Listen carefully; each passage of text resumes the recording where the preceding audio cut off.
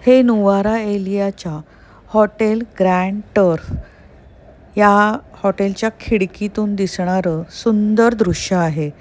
युरोपात असल्याप्रमाणेच वाटतंय ना.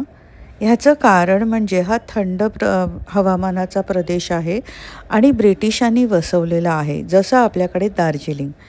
आता आपण बघतो तो आहे ग्रेगरी लेक. तो आपण नंतर तिथे जाऊन बघणारच आहोत. आता आपण बघायला चाललो आहोत ते सीता अम्मन टेम्पल, म्हणजे रावणाने जिथे सीतेला ठेवलं होतं ती अशोक वाटिका. तेथे हनुमानाचं पाऊल पण उमटलेलं आहे. प्रवासात हा ग्रेगरी लेक सारखा दिसत राहत होता.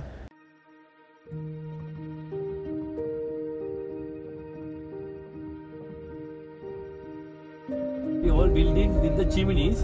Okay, that's all actually planters originally built bungalow.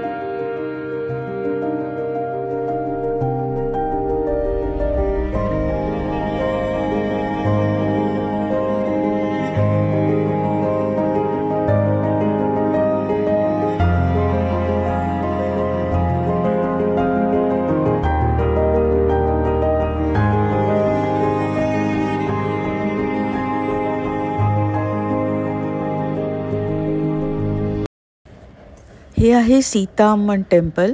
इथे आत शूटिंग अलाउड नाही, त्यामुळे शूटिंग करता आलं नाही. परंतु हे हनुमानाचं उमटलेलं पाऊल आपण इथे पाहू शकतो. अगदी त्याच्या जवळ जाऊन त्याचं दर्शन घेऊ शकतो.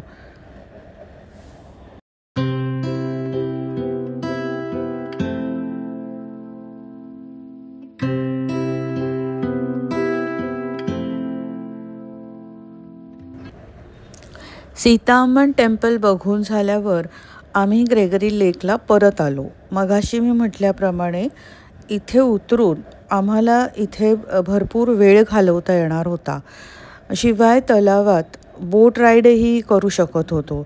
त्यामुळे अर्थातच आम्ही तलावात बोट राईड करायचं ठरवलं.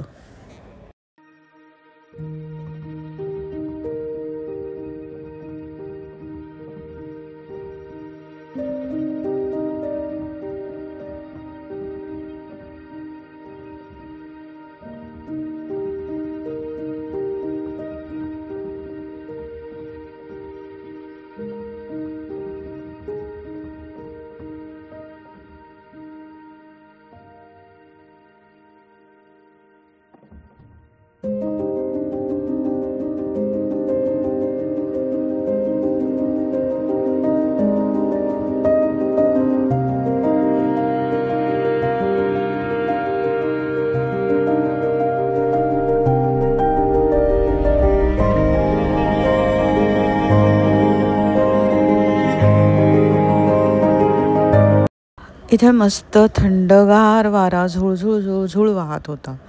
हा सुंदर तलाव, त्याच्या भोवतीच्या या टेकड्या, हिरवी गर्द झाडं आणि आकाशात जमलेले हे ढग, अजून काय पाहिजे. अगदी स्वप्नवतच वाटत होतं.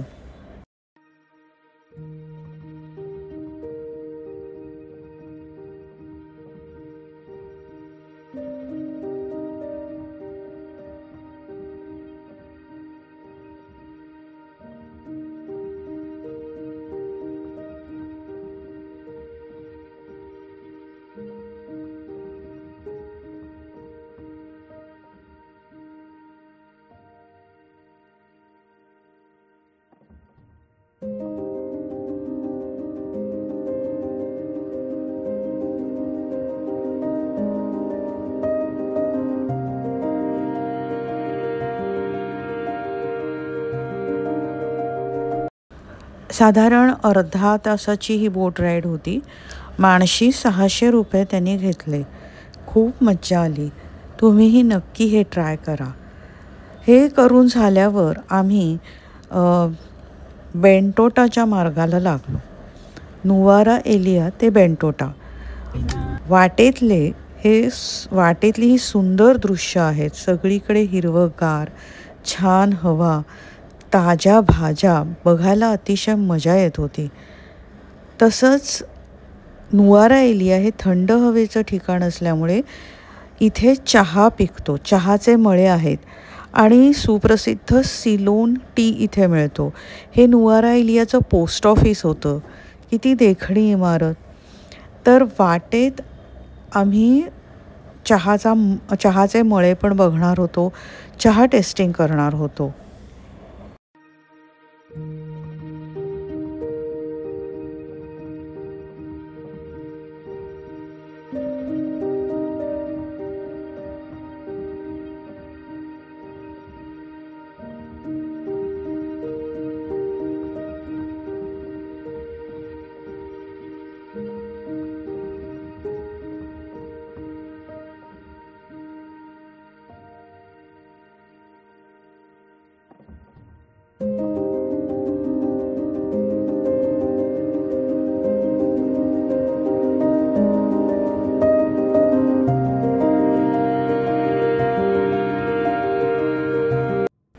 आता आम्हाला चहाचे मळे दिसू लागले.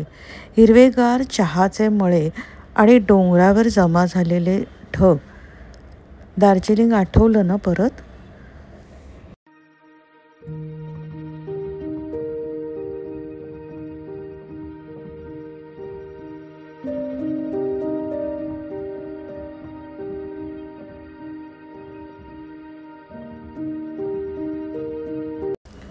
ही चहा बनवायची फॅक्टरी आहे.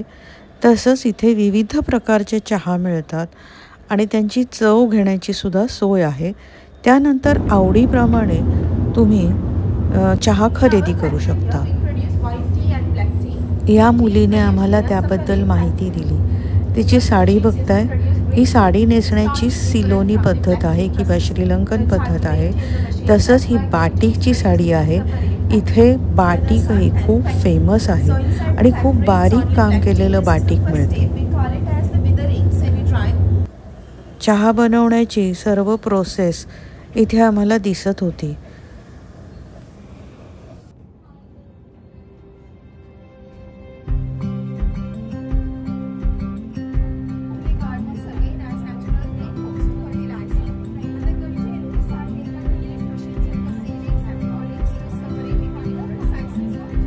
या चहाच्या फॅक्टरीचं नाव लाबू केले असं आहे. फॅक्टरीच्या आजूबाजूलाही सुंदर बाग फुलवली होती, जिथे छान रंगीबेरंगी फुलं होती, जशी प्रत्येक हिल स्टेशनवर असतात तशीच. त्यानंतर आम्ही विविध चहाची चव चाखली, हवा तो चहा खरेदी केला आणि मग आमची चहा फॅक्टरीची व्हिजिट संपली. त्यानंतर वाटेतच लागणारं दुसरं ठिकाण म्हणजे रामबोडा फॉल. पाऊस थोडा सरत आल्यामुळे हा फॉल जरा कमीच झाला होता. एवढा प्रवाह जास्त नव्हता. त्याच्या पुढचं आमचं ठिकाण म्हणजे हे हनुमानाचं मंदिर. एका छोट्याशा टेकडीवर हे वसलेलं असून अवतीभोवतीचं दृश्य अतिशय सुरेख असं आहे.